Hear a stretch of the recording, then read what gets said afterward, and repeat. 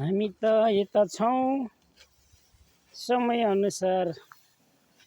चल्नै पर्यो समयको फल खानै पर्यो मेहनत गर्नै पर्यो यस्तै छ अहिलेको अवस्था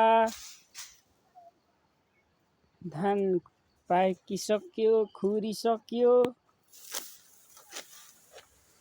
अझै त्यो उकालो अझै बाँकी नै छ यस्तै छ अहिले हामी यता छौं